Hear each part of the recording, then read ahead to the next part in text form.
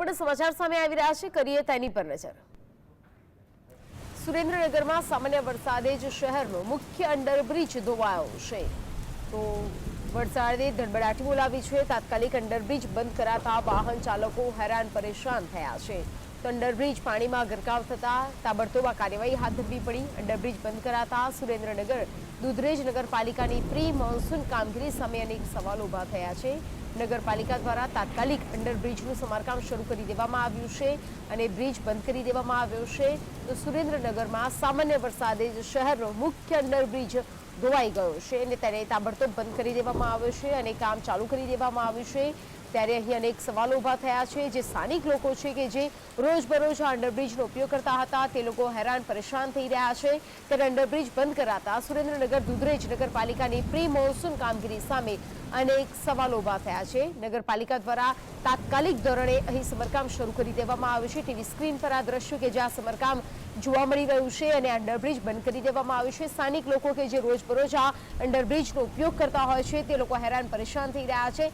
બીજા વૈકલ્પિક રસ્તાનો ઉપયોગ કરી રહ્યા છે કે જે વધુ લાંબો તેમને પડી રહ્યો છે અને સ્થાનિકો હાલાકી ભોગવી રહ્યા છે।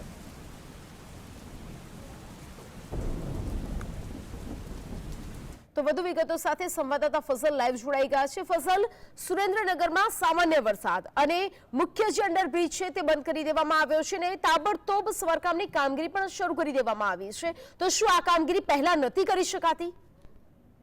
જી, જો ચોક્કસથી વાત કરવામાં આવે તો સુરેન્દ્રનગર દુધરેજ વઢવાણ સંયુક્ત નગરપાલિકા પ્રી મોન્સૂન કામગીરીમાં અત્યંત નિષ્ફળ નીવડી હોય તેવા પ્રકારના બનાવો છે તે સુરેન્દ્રનગરમાં સામે આવી રહ્યા છે। ખાસ કરીને સુરેન્દ્રનગરનો જે અંડરબ્રિજ છે તે સામાન્ય વરસાદના પગલે ધોવાઈ ગયો છે। રાજ હોટલ નજીકનો આ અંડરબ્રિજ છે અને રોજના 10,000 થી વધુ વાહન ચાલકો આ અંડરબ્રિજ નીચેથી પસાર થતા હોય છે। ત્યારે સામાન્ય વરસાદે જ આ અંડરબ્રિજ ધોવાઈ જતા તંત્રની કામગીરી સામે સવાલ ઉભા થયા છે।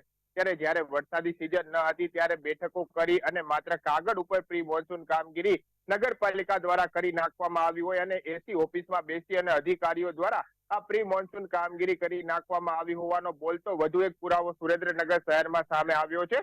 સમગ્ર ગુજરાત રાજ્યનો સૌથી ઓછો વરસાદ સુરેન્દ્રનગરમાં પડ્યો છે અને આ પ્રકારની પરિસ્થિતિનું નિર્માણ થયું છે। અંડરબ્રિજ ધોવાઈ જતા અનેક વાહન ચાલકો છે તે પરેશાન બની રહ્યા છે।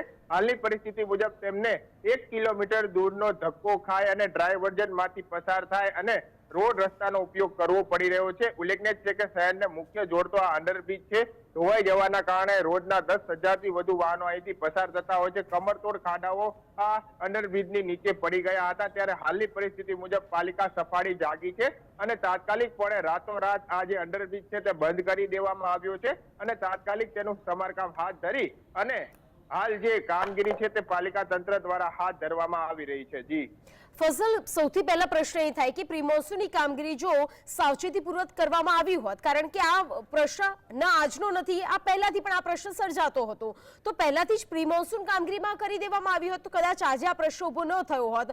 તંત્રના કેવા પગલા અને લોકોમાં શું રોષ?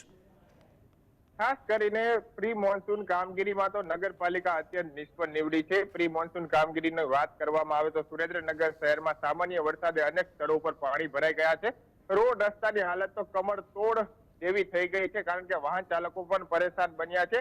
બીજી તરફ આ અંડરબ્રિજમાં દર વર્ષે વરસાદી પાણી ભરાતા હોય છે અને આ અંડરબ્રિજ જે તે ધોવાતો હોય છે, પરંતુ તે છતાં પણ પાલિકા દ્વારા પ્રી મોન્સૂન કામગીરીના નામે કોઈ પણ પ્રકારની કાર્યવાહી ન કરવામાં આવી, ન તો સમારકામ કરવામાં આવ્યું, ન તો આ જે અંડરબ્રિજ છે તેનું રિનોવેશન કામ હાથ ધરવામાં ન આવ્યું, જેને લઈને આજે આ પરિસ્થિતિનું નિર્માણ થયું છે। આજે સવારથી આ અંડરબ્રિજ છે તે પાલિકા વિભાગ દ્વારા બંધ કરી અને રાતોરાત સમારકામ હાથ ધરવામાં આવી રહ્યું છે અને પ્રજાની આંખે આ કામ વળગે તે પ્રકારના પ્રયાસો નગરપાલિકા દ્વારા હાથ ધરવામાં આવી રહ્યા છે। પરંતુ આ જે કામગીરી હોય છે તે ચોમાસા પહેલા કરવાની હોય છે। પ્રી મોન્સૂન કામગીરીમાં આ કામગીરી આવે છે, પરંતુ નગરપાલિકાના સત્તાધીશો અને ચૂંટાયેલા આગેવાનો એસી ઓફિસમાં બેસી અને કાગળ ઉપર આ પ્રી મોન્સૂન કામગીરી દેખાડી દેતા હોય છે, પરંતુ રિયાલિટીમાં આ કામગીરી ન થતા આજે પ્રજા હાલાકીનો સામનો કરી રહી છે અને પ્રજા પણ આ નગરપાલિકાના અણઘટ વહીવટ સામે રોષ વ્યક્ત કરી રહી છે। જી ફઝલ, આ પહેલી વાર નથી. અંડરબ્રિજ હોય તો કોઈ પણ સામાન્ય જગ્યા હોય ત્યાં પણ તકેદારીના પગલાં લેવામાં આવતા હોય છે, કારણ કે સામાન્ય વરસાદમાં પણ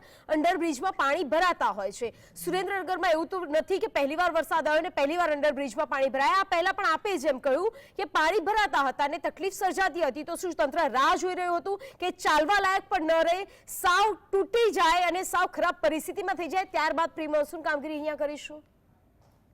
દર વખતે એવું થતું હોય છે કે પ્રજા દ્વારા રજૂઆતો કરવામાં આવતી હોય છે, ત્યારબાદ વિકાસના કામો નગરપાલિકા દ્વારા હાથ ધરવામાં આવતા હોય છે.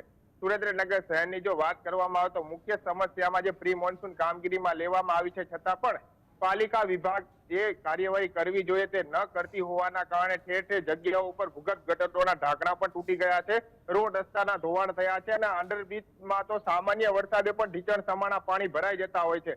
તે તંત્રના અધિકારીઓ પણ જાણે છે અને દિવસમાં 2 વખત પસાર થતા ત્યાંથી કોર્પોરેટરો પણ જાણે છે, છતાં પણ કોઈ નક્કર કામગીરી ન કરવામાં આવી અને જે આ ખાડે પાટા બાંધી અને પસાર થતા ચૂંટાયેલા આગેવાનો હોય છે અને જે નગરપાલિકાના સત્તાધીશો હોય છે અને જે અધિકારીઓ હોય છે તે માત્ર ને માત્ર કાગળ ઉપર પ્રી મોન્સૂન કામગીરી કરી નાખવામાં આવી હોવાનું સામે આવ્યું છે. દર વર્ષે આ પ્રકારની પરિસ્થિતિ થતી હોય છે અને આ વર્ષે પણ થઈ છે.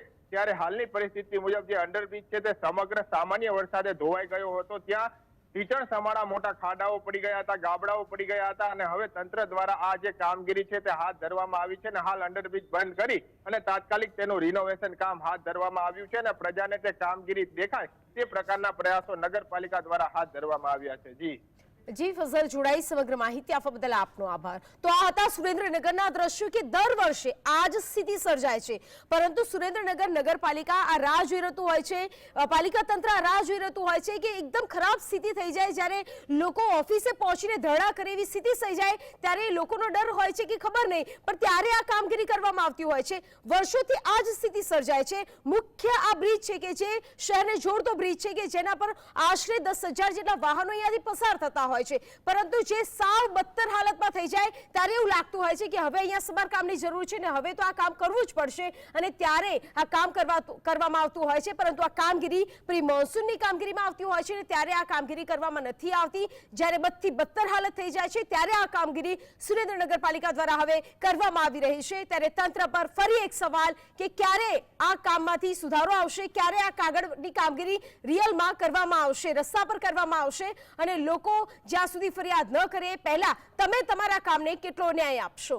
ત્યારે આ સુરેન્દ્રનગરના દ્રશ્યો જોયા કે જ્યાં તાબડતોબ હવે કામગીરી શરૂ કરી દેવામાં આવી છે. જે પ્રી મોન્સૂનની કામગીરી હતી હવે મોન્સૂનમાં આ કામગીરી કરવામાં આવી રહી છે.